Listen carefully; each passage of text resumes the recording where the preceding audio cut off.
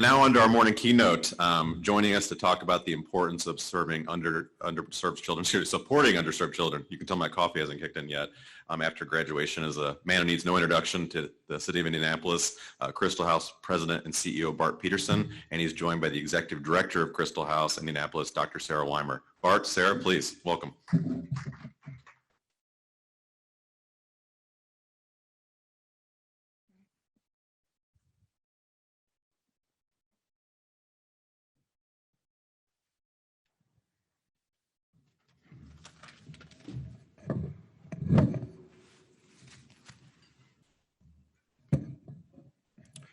Well, thanks so much, Jason, and good morning, everybody, to all those of you who are here in person and those joining us remotely. It's a real pleasure and an honor to be here at the Chamber's Workforce Summit to talk a little bit about Christel House and our focus on outcomes, and specifically our College and Careers program. So let me begin. There we go. With just a very brief history of Christel House, it was formed by Christel DeHaan, a name that is very familiar to people here in central Indiana, one of the great entrepreneurs in probably our state's history. Very successful businesswoman who sold her business in the mid-1990s and then began her philanthropic career, which was primarily focused on educating children who really come from the bottom rung of the economic ladder. And Christel House is a network of, Christel House International is a network of schools, 5 international schools and 4 public charter schools here in the city of Indianapolis that are run by Dr. Sarah Weimer, who's going to speak in just a moment. These are, our international schools are private schools. Our Indianapolis schools, as I mentioned, are public charter schools, and they're all K through 12 schools. So Christel's, let me tell you first of all where our other schools are. 2 in India, 1 in South Africa, 1 in Mexico City, which is the original Christel House, and our most recent school, which just opened a year ago in Jamaica. Christel's vision was really to, nothing short of transforming the lives of children who come from marginalized background. As she put it very poetically, giving these children a chance to sit at the table of life. And she recognized that transforming someone's life, really breaking the cycle of poverty, not just for that child, but for their family and for generations of that family to come, required more than just a great education, sort of table stakes, if you will, but it required more than that. And she developed this model that included a great education, but also character development in equal measure. And this is not ideological character development, but character development focused on universal values and life skills.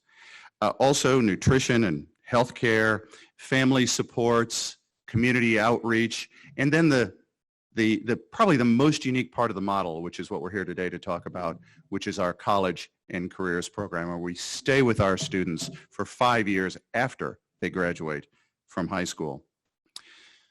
I mentioned, of course, that our schools here in Indianapolis are charter schools, and I find that even 20 plus years after the fact, there are an awful lot of folks who don't fully understand charter schools. I'm not going to go into a detailed explanation of charter schools versus other types of schools, just to say that charter schools are public schools. So they are required to take in whoever shows up at the door. If they're oversubscribed in a particular grade, then there's a lottery. So we don't get to select our students in our schools here. We do get to select our students in our international schools because they are private, no-fee schools. Parents don't pay a penny to attend our schools overseas. But the schools here, even though we don't select our students, our focus is so much on students from low-income backgrounds that the vast majority of our students do come from those types of backgrounds. And the difference between a traditional public school and a charter school is not state funding. We actually get the same amount, with one exception. We get the same amount of funding from the state of Indiana on a per pupil basis as traditional public schools do. What we don't get is access to local property taxes. In return, and we also get autonomy. a lot of freedom. We don't have to answer to a school district. There are a lot of state laws that apply to public schools, don't apply to private schools, and they don't apply to charter schools as well. So we have autonomy. In return, we have a responsibility to meet a high standard, and that high standard is policed by, in a sense, our authorizer.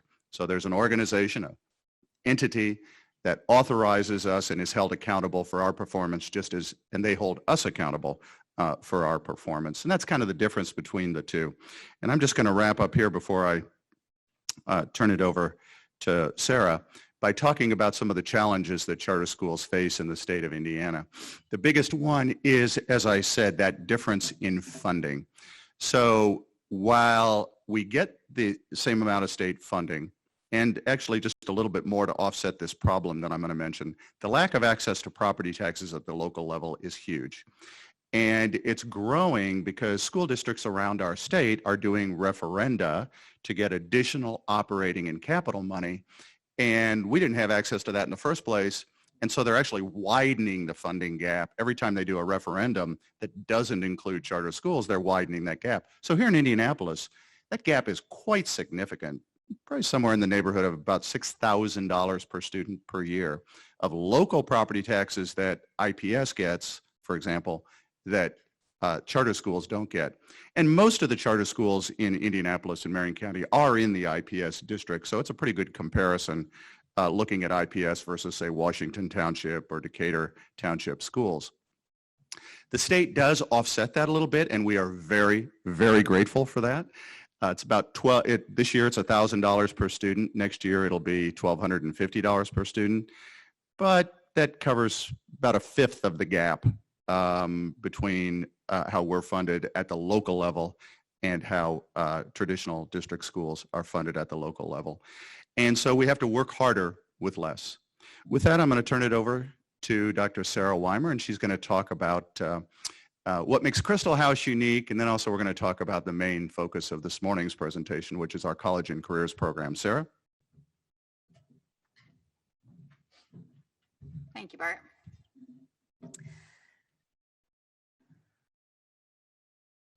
So what makes Christel House Indianapolis unique? As Bart mentioned, we are public charter schools in the state of Indiana. We currently exist exclusively within the city of Indianapolis, and we are authorized by the Indiana State Charter Board. We operate schools actually on 3 campuses. We have a West Side campus that is comprised of a kindergarten through 8th grade school, and then we also have an adult high school hub there as well. We have just taken over occupancy of the Emmerich Manual campus, and there we have a very, very unique situation. We've developed a community serving campus where we have a K through 8 school on the property, as well as a 9th through 12th grade, and then we're phasing out the Emmerich Manual program in partnership with Indianapolis Public Schools. And then we also have an adult high school on that campus as well. We are working currently with Early Learning Indiana to also have an infant through pre-K program on the campus. And so we will, at that point then, be able to serve 6-month-olds to 86-year-olds. And that's very, very exciting for us. Also on the Manual campus, we are working to create partnerships with local education agencies and other workforce development partners to be able to offer career certifications, not only to our traditional age high school students as well as our adult high school students, but for members of the community as well in order to upskill and reskill the community. We also operate another campus for our adult high school students on the Ivy Tech Meridian campus, and that obviously is in partnership with Ivy Tech. And we are able then to serve multiple people on the west side, the south side, and in central Indianapolis. We serve over 2,100 students, And we do obviously have a close partnership with IPS to operate 2 of our schools as innovation schools. We provide a lot of student support services that go beyond a traditional school. We have mental health services for not only our students, but also our families within our building. We offer not only breakfast and lunch, but also dinner on our campus. We provide a robust arts program. That was something, obviously, if you know anything about Christel House, she was very invested in the arts and believed very, very heavily in the benefits, the multifaceted benefits that an arts education brings a student.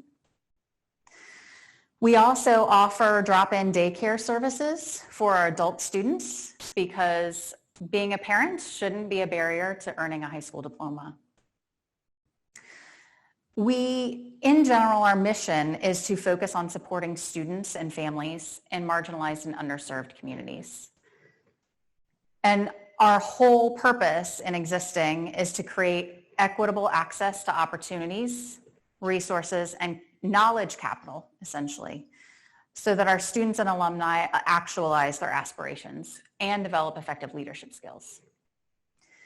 And again, we have traditional age high school, normal K-12, a 9 through 12 school, in which our curriculum and diploma requirements align exclusively to the technical and academic honors diploma.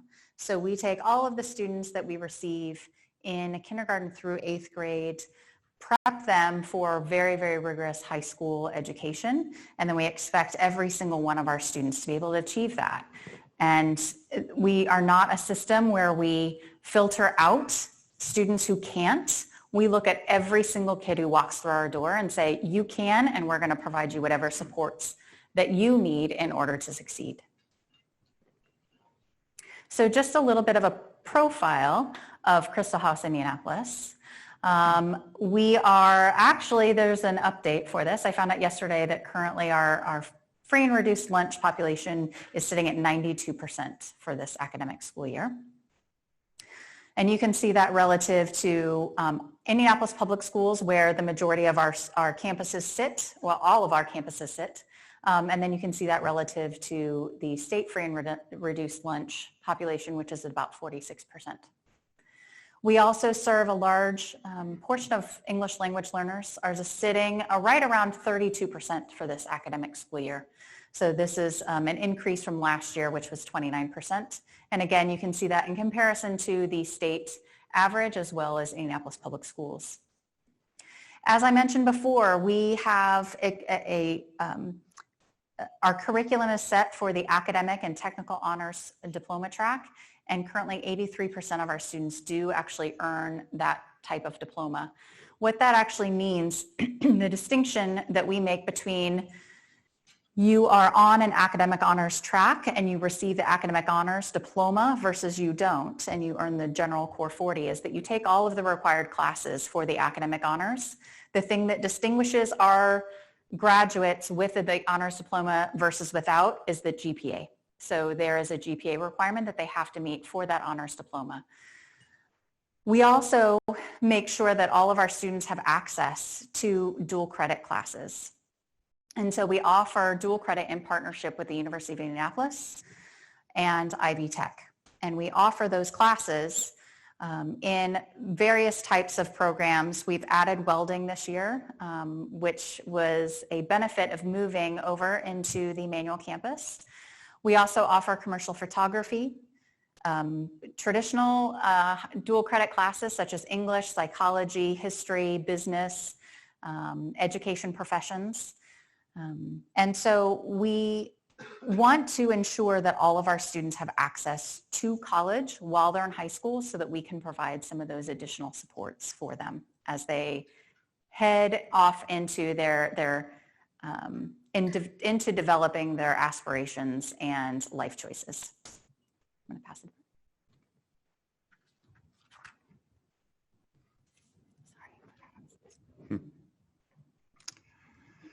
Thanks, Sarah. So I mentioned we were all about outcomes. Our job doesn't end when we hand our students diplomas at the age of 18 when they graduate from a Christel House. We got a lot of work left because to really transform people's lives, they're entering a whole new world. They're kind of leaving a cocoon, the Christel House cocoon, if you will, and facing the real world, and they need a lot of support. They need a lot of support to persist through college or into their first job or into a certificate program or an associate's degree program. Whatever path they pursue, they need our support going forward because we judge ourselves by how they're doing when they're 25, 30 years old, not how they're doing when they're 18 years old when they graduate from our school. That's where the relationship between the business community and the community at large is so critical to Christel House because we want these students to succeed in life, not just in school. And they face a lot of challenges. So this slide shows that economic mobility here, as in many big cities across the country, is very limited. So if you look at the bottom quintile of students, of families, only 7% of children who come from that bottom quintile, which is a high percentage of our children, only 7% ever make it up to the top quintile. That's the American dream, right? And it's not working out for 93% of these kids. College going rates in the state of Indiana are actually going down. This is a bit of a surprise to me to see this, but since 2015, there are fewer people going off to college after graduating from high school than there were then. And then I mentioned the supports that people need when they graduate. So many of our kids don't have role models of parents or extended family members or family friends who have attended college or let alone graduated from college. And we all know that college persistence is a big, big issue in the state of Indiana.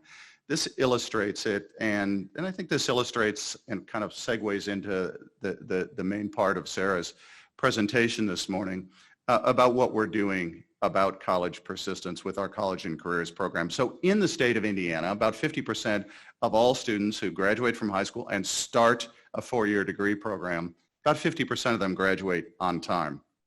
For low-income students, again, the vast majority of our students, that percentage is 35%. Start on time, start right after high school and graduate with a four-year degree on time. And for Christel House graduates, it's 53%, higher than the state average, significantly higher than the average of low-income students. So with that, I'm going to turn it over back to Sarah to really talk about what we do the day after we hand that diploma to that student to try to ensure that they're going to have a successful life and be a contributor to our economy here in the state of Indiana. Sarah? So as I mentioned earlier, the vast majority of our students that we serve come from low-income backgrounds, and many are first-time high school graduates, and even more are first-time college attendees. And as Bart mentioned, there are a lot of barriers then for students that are just come from a lack of experience from people within their inner circle, people that they can't necessarily go to for advice on what is the registrar, what is the bursar, what do I do if I can't afford a book, what do I do if I need to drop a class, but they're telling me that if I drop this class, I'm going to fall below in the threshold for my scholarship and I'm going to lose my scholarship. What happens if my car breaks down and I can't get to class? What happens if I don't understand the content that is in my college course? What do I do? So a lot of our students don't have people within their inner circle who can provide them with that guidance. And so that's what we do. We recognize that if our mission is to help our students achieve their aspirations and break the cycle of generational poverty, that we as schools need to do something different because the barrier, they don't just drop out of the way for students when they receive their high school diploma. There are a lot of other adult barriers that are in the way. And so we have invested then, if we've invested in 13 years and they're not going to make it in year 15, we said, well, we need to make sure that we are able to provide that support then. So we actually support our students for 18 years. So we follow them for 5 years after they graduate with us. We have a dedicated staff that we use, that we pay for with donated funds in order to ensure that there is a point of contact for every single one of our graduates. If they lose their job and suddenly they can no longer afford the $800 in books that they need, they will call up our college and career administrator and say, help, I need some help. Or if they say, I received this financial aid letter, I have no idea what it means. And the people in the financial aid office, I've talked to them, I still don't understand. She is that person that they contact. If they're having mental health issues and they don't know who to contact on campus, or they're in a career certification program and there just aren't those resources for them, she is who they contact. In addition to providing some of those emergency funds for students and providing some of those pieces of guidance for them, we also connect them to other people in the community who can help. And we provide workshops for them. So again, that they can upskill and get resume building skills. They can get interview skills. We partner with organizations like Dress for Success so that we can give our kids and our female students in particular interview attire. We essentially do anything and everything that we can to ensure that those barriers that wouldn't happen to a more affluent student or wouldn't be there for a more affluent student aren't there for our students. That is our mission.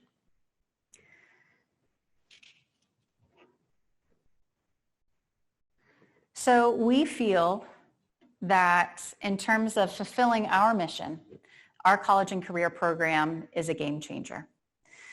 In addition to working with our graduates, our college and career administrators also push down into high school and all the way down into middle school.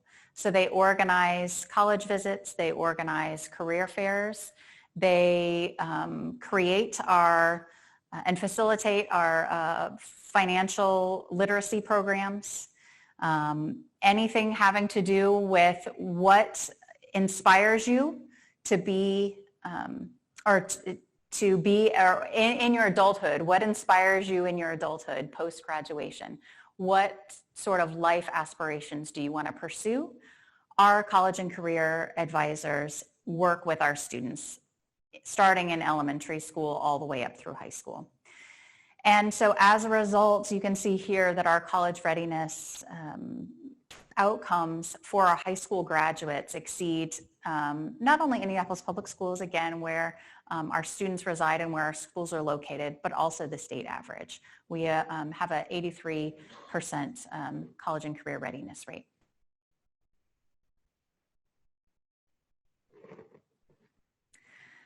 So another really important outcome of our college and career program, of course, are our graduates. And so we look at our employment status and we say, what percentage of our students are actually employed post their experience with our college and careers program? So 97% of our students who earn just a high school diploma and then go directly into the workforce have a stable job or career. For our certification, associate's degree, bachelor's degree, and advanced degree students, 100% are. Most importantly, 93% of our graduates have achieved economic self-sufficiency 5 years after they graduate with us. This means that they're not dependent on any sort of programs that their parents were dependent on. This means that they are in a career or a job that has the potential, the earning potential, and the advancement potential to ensure that they remain self-sufficient throughout their lives. So we have some graduate success stories here. that I would like to share. So the first graduate on the left side of your screen is Sherry Walker Owens. She discovered computers as a student at Christel House Academy South. She started attending in kindergarten. She received a full ride scholarship to the University of Indianapolis. And there she was one of the first graduates in their cybersecurity degree program.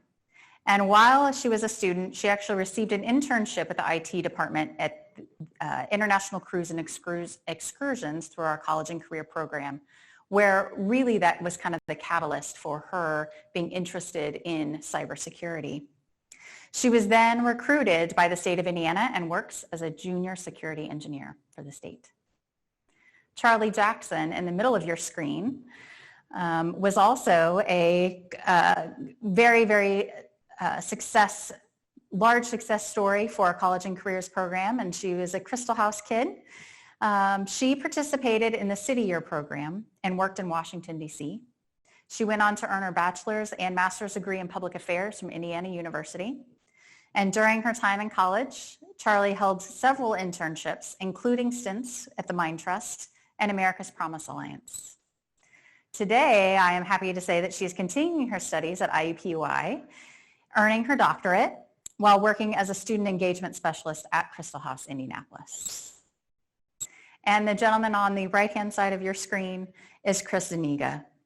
Chris was a freshman at Christel House. He attended a college and careers field trip to explore some job options in some career fields. And he was inspired at that point to enter carpentry.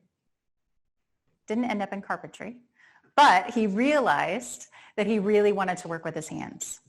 So after graduation, Kara Moreland, our Christel House College and Careers Administrator, recommended that Chris enroll in the Indiana Plan, a recruitment and training program that works to expand construction apprentices. This is where Chris started, and after only 2 days in the program, he made such a positive impression that he was offered a full-time job. So now he works as a union sprinkler fitter apprentice. Rather than tell you more about our college and careers program, I'm going to let our graduates speak.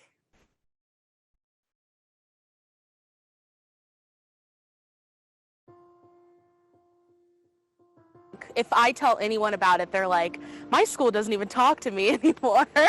There is no other school out there like this that is going to follow you 5+ years beyond graduation. I feel like that's like one of the most valuable parts of Christel House. I appreciate the whole school, but a lot other schools, like once you graduate high school, they're like, see you later. And I'm really glad that we have someone there to help us like navigate other things in life that like my mom might not always know about and she can't help me with. So I have Miss Moreland to fall back on. We had to write out what we wanted to do and how we were going to do it.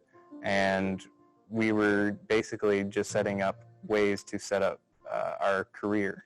And then on top of that, they do all these networking opportunities, putting you in touch with companies and things like that. So it's such a big range of things they do, and I've been so lucky to have that support for the past 5 years. I talked to Ms. Moreland about getting a certification in IT, and she thought it was a great idea, and she actually found me a partnership, really a scholarship. The house has directly and indirectly, impacted my family. I'm the first generation, high school graduate for my family and college graduate. And I will be a doctor someday, and I know that because of Christel House. And the last student on there actually is in school right now, in med school, to be a doctor. What questions do you have for us?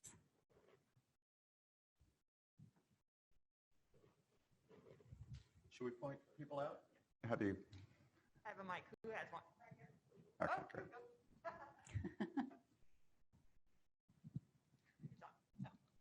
Hi, I'm Jill DeLune, and I work for Lawrence North High School. Couple of questions, and I apologize if you've already said these percentages. What percentage of your Christel House graduates go on to a 2-year and a 4-year college? I don't know the statistics for last year. Typically, it's around 65% go on to a 2-year or 4-year school, and then the vast majority of the remaining go on to a certification program. Okay, so pretty similar. So I wanted to just make a comment that we as in public schools and schools across the state, and also specifically here in Indianapolis, we serve that same population, and we connect those students to internships. We connect those students to apprenticeship programs. I think the bigger conversation needs to be, how do we serve all of our students in the state? Public schools do not have a cap on class size. We don't have a lottery system. We have students that come in, and we have to serve them. We get to serve them. But my concern is, I think we're missing the conversation that really needs to be taking place. Thank you. Got a couple of online questions. Hang on one second. Okay. Let's see.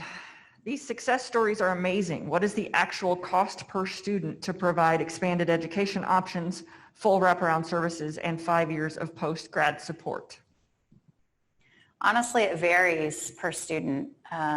We spend between the salaries for our administrative folks and the money that we have set aside for the emergency fund, we spend around $250,000 to $300,000 a year, and those are all donated funds. Okay. One more from online virtual attendees. Does Christel House Indianapolis only serve people from the immediate area, or are there opportunities for people that may come from a distance and require housing? We personally do not offer housing, but anyone in the state of Indiana is eligible to attend our schools. So we do not have we don't have a border necessarily. The state of Indiana and the borderline of the state is our border. Great. Who else has a question? We had one up here. Where at? Oh, Charlie.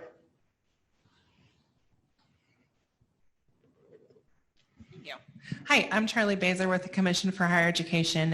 One of the things that we're focusing on is career relevance in all of our academic programs. Can you just talk a little bit more about the different types of career exploration opportunities that students have at Christel House?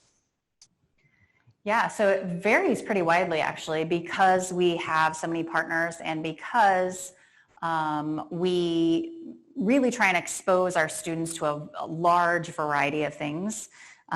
Within our capacity, because obviously we are a small school, we don't have capacity to offer everything, but we try and tailor as much as we possibly can to our individual students. So specifically, we have concentrators in business, education professions, commercial photography, welding, and then we try and partner again with various organizations to provide additional certifications.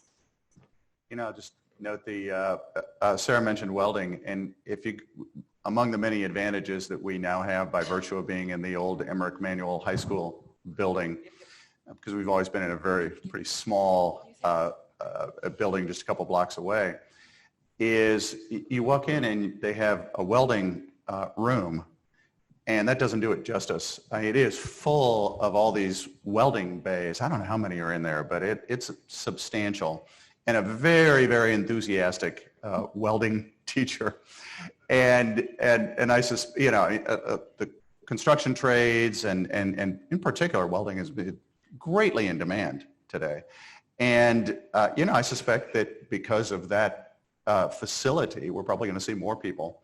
And not just Christel House students, right? We're also serving the community more broadly as well in our certification programs out of that building. We're going to see more welders in our community as a result of that. That's great. Back here, Lauren Oak from the Talent Ladder at Indiana Wesleyan University. In the past, I've been an education professor and a high school math teacher, so love all of what you guys are doing and really impressive. But similar to the earlier question, you guys have comparative statistics on the relationship that you have to IPS and then the state and that kind of thing. What I'm really wondering is if you found the answer, let's embrace the answer, but let's know how much it costs, right? I think those career services are really interesting as an overlap, because certainly at the higher ed space, we have career services and we do some of that, maybe not sufficient, for what that student needs. And I think it's really interesting. If you guys could identify, I'd be curious if you'd list the top 2 or 3 things that are ultimately successful, and how does that compare to what you spend on it and what the general, typical public education system is able to spend on that. If we were able to build an equation and say, look, if we invested this much more right here, we'd see those kind of numbers across all of our state schools. Is that a fair question? You follow me? Yeah, I follow you. I think the problem though is that there isn't funding for it. And so schools can't and don't do this work. We're able to do it because we get donated funds to be able to do it. So we don't spend general fund dollars, state general fund dollars on our graduates. We spend it on our K-12 students. After they graduate, right? Correct. Yeah. Yes. So we don't, after they graduate, we're not spending general fund dollars on it. So it's whatever we can take in is what we can spend on them. So the question I would have is just, what is the gap, right? Like if that a significant amount of money that you guys are talking that makes that success post-graduation, or is it a little bit, and come on, let's find it.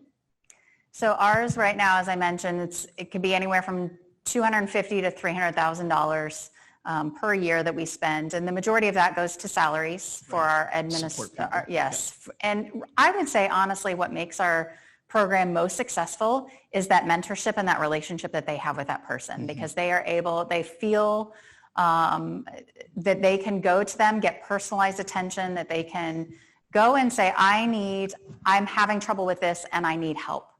And there isn't any shame to it. There isn't any hesitation on the part of our students.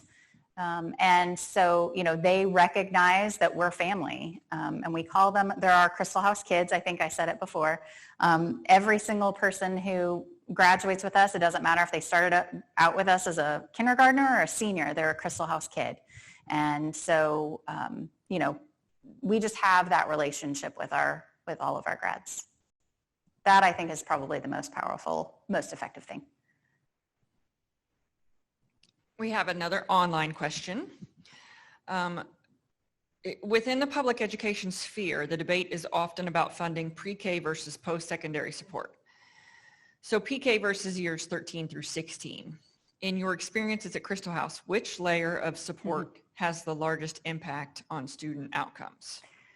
And then there's another question after that, but I'll let you go with that one first. So our theory is both. And that's why we're partnering with Early Learning Indiana at the Manual campus to be able to provide that pre-K education.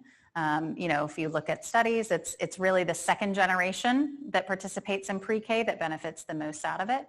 And, for us, again, working primarily with low-income students, for us, in order to ensure that we're able to support their life aspirations and their journey to get there, we have to follow them for 5 years after they graduate with us. So for us, in theory, right now, it's both. We'll let you know in a few years maybe in a generation, I guess, how the pre-K goes. But we're invested in both. Okay. Also, lastly, how do you track your graduates? I noticed your data was from those that completed the college and career program. What percent of your graduates fall into that category? About 98%. So there will be a few students who stop engaging with us, and sometimes that's because they just move. They get busy with life. And really, what we do is we send out regular surveys, regular phone calls, touch points with all of our grads. We ask them, we're really intrusive. We ask a lot of information. They feel, most of our students feel free to answer those questions. Some opt not to, but we collect anything from, what is your income level? What is your, what are your aspirations? So we can say, are you fulfilling your aspirations as well? Can we help you with anything?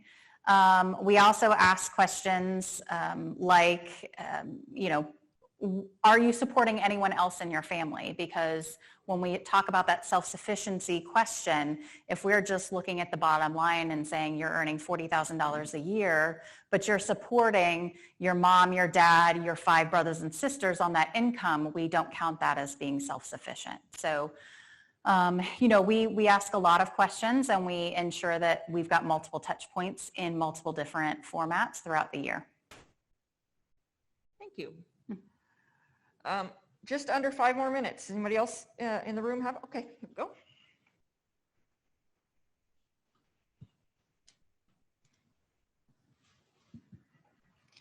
I'm Nora Baumann from Indiana Farm Bureau Insurance, and I'm the Director of Talent Management. And I'll advertise that we have employees in every one of Indiana's 92 counties. And it ranges from being farm insurance adjusters to accountants or to HR people like me. So a program like this is very interesting, very intriguing. But my question is really the low-income families.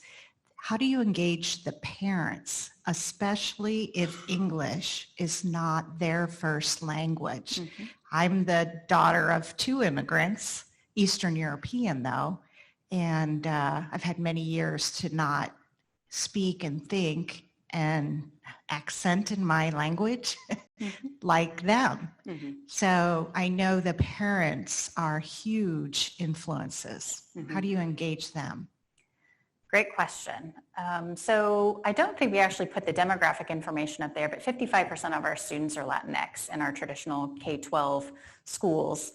And in our adult high school, we actually have 26 different languages spoken. And so the adults are a little bit different because they are the parents, right? And so we, again, partner with a lot of different community members. The Immigrant Welcome Center is one where we help provide language translation services, those types of things, but we really invest heavily in English language acquisition for our adult high school students. I want to say 68% of our adult high school students are actually in our English language acquisition program.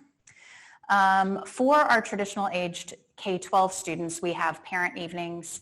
The majority of our parents, if they speak a different language at home, it's Spanish. And so we invest heavily in our ESL program and in ensuring that we have translators at all of our, we do student-led conferences. So all of our parents, we have a 100% participation rate in this. So all of our parents come onto our campuses 3 times a year to listen to their children do their learning conferences, present at their learning conferences. So we engage them that way. At that student-led conference, students have to actually articulate, here are my goals and aspirations. Here's what I'm working towards. And so that really helps foster the conversation between us and the family. I will say that for some of our undocumented families, it really is a challenge for them to see a really bright future for their children. And that is a constant struggle for us. We just did a parent survey, actually, and we do a lot of parent surveys in order to engage as well and get feedback. But for our Spanish-speaking families, we actually did a word cloud of their comments about their view on their children's future, and the difference between the amount of hope in the responses between our English and Spanish-speaking families was very, very stark. And it's heartbreaking, and that is one of the challenges that we are facing, that we are trying to overcome with our College and Careers program. So as I said before, our College and Career Advisor is there to be able to help DACA students and be able to help and say, here are the resources that we have, here are the organizations that we can help put you in contact with. Thank you. We do have one more online question. Jason, can I ask it? It would cut into your time a little bit. Is that okay? Yes, the better use everyone's time. What percentage of students are you able to stay in touch with post-graduation? Is the 93% who have achieved self-sufficiency based on total number of grads or just those reporting out? It's about 98% we keep in contact with. So that is the majority of our students. And even then, even if we say that they haven't completed the the college and career program, meaning that they're not in contact with us, we still hear through the grapevine how they're doing and know to check in with them also. And some of them, again, it's because they've already achieved self-sufficiency. They've moved out of state. They, for various reasons, haven't stayed in contact with us for those 5 years. So maybe like in year 4, they get a job, they move overseas, or they get a job and now they feel like they don't need us because they are self-sufficient. So. And I might add to that we are constantly challenging that self-sufficiency number and trying to ensure that we're being as honest with ourselves as we possibly can be. Not, I'd rather show a number I had great confidence in that was a little lower than a number that's higher that, maybe a little squishy. So we really work hard. That 93% number is the result of constantly looking and saying, is this really self-sufficient, right? Are they really able to support themselves without relying on government programs or family money if there isn't usually that, but is that a true number? And so that might, vary from time to time as we look at it. Also, we are going to start tracking our students beyond 5 years. We're not going to extend our college and careers program beyond 5 years, but we're going to extend our tracking beyond 5 years because we really want to know how our students are doing when they're 30 and 35 years old, not just when they're 23 years old when they exit our program. And I would add to that too, we want to know how their children are doing because I think what makes us unique is we don't want repeat customers. We don't want generations of our students coming back to us.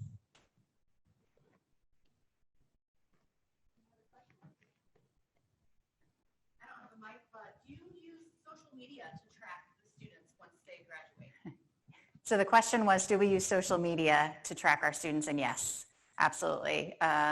Any means of communication that we can, we will do it. And again, our college and career administrators are, they're very, very close to our students and they know like, hey, if I can't reach this kid through a phone call, I know that I can text. If I know that they're not going to respond to text, I'll reach out through Instagram or Facebook or Twitter or whatever handle, whatever social media platform that they use, and they're very, very good about that. Okay, thank you. Thank you all very much.